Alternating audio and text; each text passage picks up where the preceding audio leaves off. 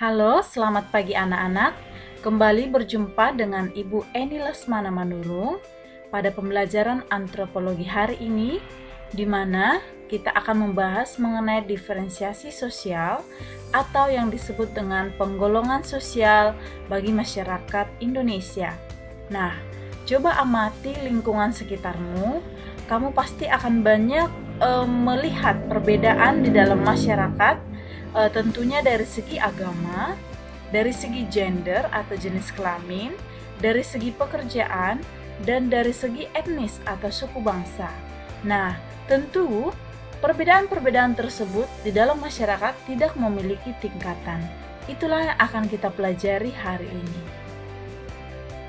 Oke, selanjutnya coba perhatikan gambar berikut.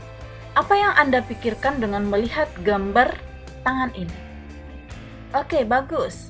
Ada yang mengatakan adalah perbedaan warna kulit. Ya, ada yang mengatakan ini lambang persatuan, ya.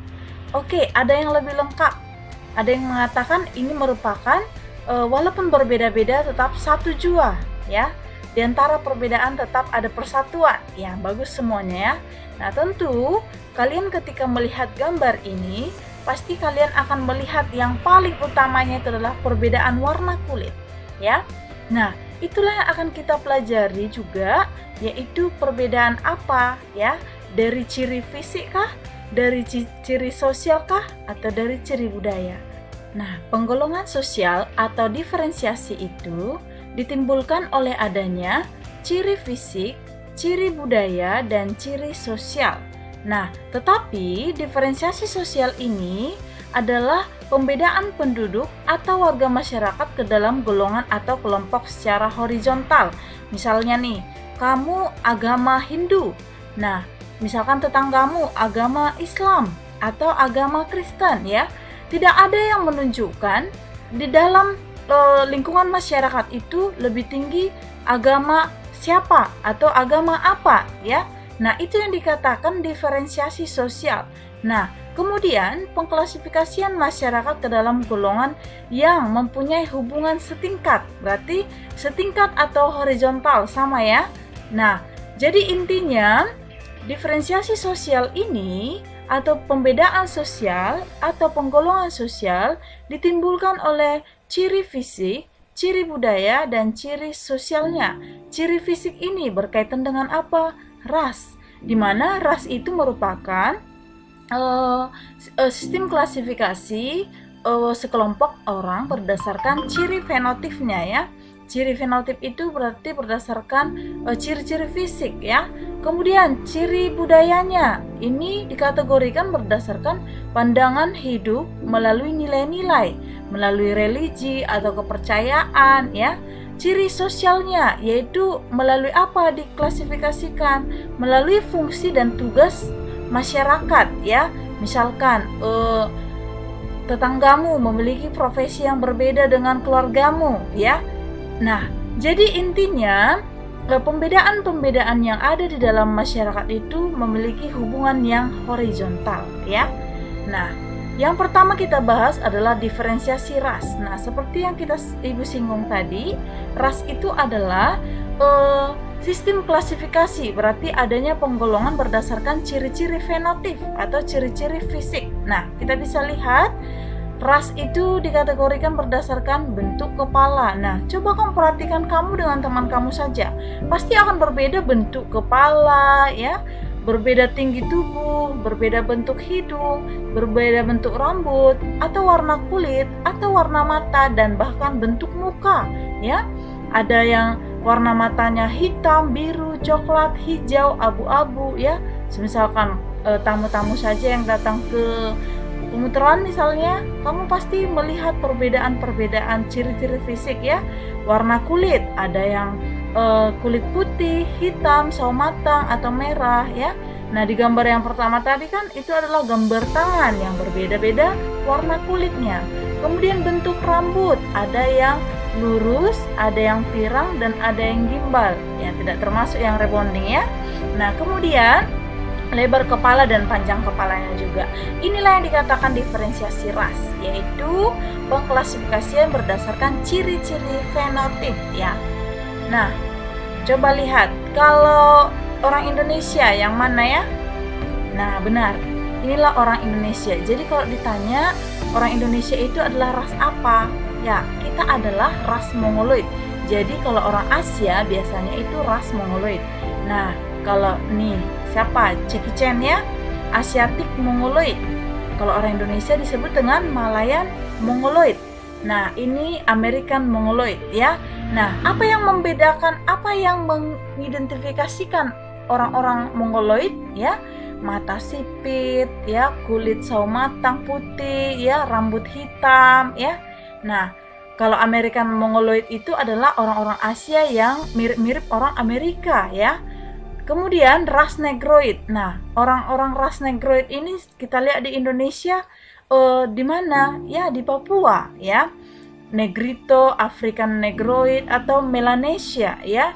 Ini adalah di mana ciri-ciri fisiknya bisa kita lihat adalah rambut keriting, bibir tebal, kulit hitam ya.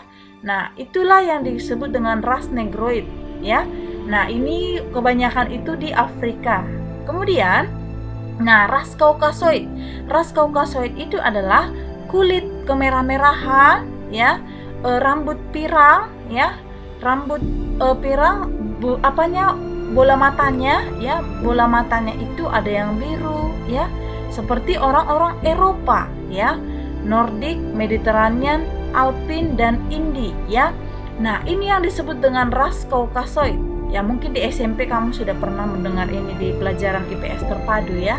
Nah, kemudian selanjutnya adalah ras khusus, di mana ras khusus ini dikatakan ras yang tidak termasuk kepada ras Mongoloid, ras Negroid atau ras Kaukasoid. Kemudian yang kedua kita pelajari adalah diferensiasi etnis. Nah, diferensiasi etnis ini berarti adalah perbedaan. Kalau etnis, apa itu etnis? Ya, etnis itu adalah suku bangsa ya, berbeda kebudayaan ya. Nah, berarti ini dibedakan dari segi pandangan hidup dan kebudayaan dalam satu masyarakat. Nah, ini contohnya. Ini kebudayaan orang apa? Ya, Aceh, yang disebut dengan tari apa? Tari Saman. Nah, bagi orang Aceh, tari Saman ini pasti memiliki makna. Nah, berikutlah pandangan hidupnya ya. Nah, kemudian ini apa? Dari suku apa? Suku Nias. Ini disebut dengan lompat batu ya. Ini juga ada maknanya bagi remaja di Nias ya. Kemudian ini apa? Dari segi pakaian yang pasti kamu tahu ya. Ini apa? Suku Dayak atau etnis Dayak ya. Nah, ini apa? Dari segi rumah adatnya. Ini apa? Dari suku Toraja. Nah, perbedaan-perbedaan inilah yang disebut dengan diferensiasi etnis ya. Nah, kemudian selanjutnya adalah diferensiasi klan ya. Klan itu adalah kelompok kekerabatan berdasarkan perasaan atau berdasarkan keturunan ya. Diferensiasi klan seperti orang Minang ya. Orang Minang memiliki marga-marga juga, ada Caniago ya, ada Tanjung ya.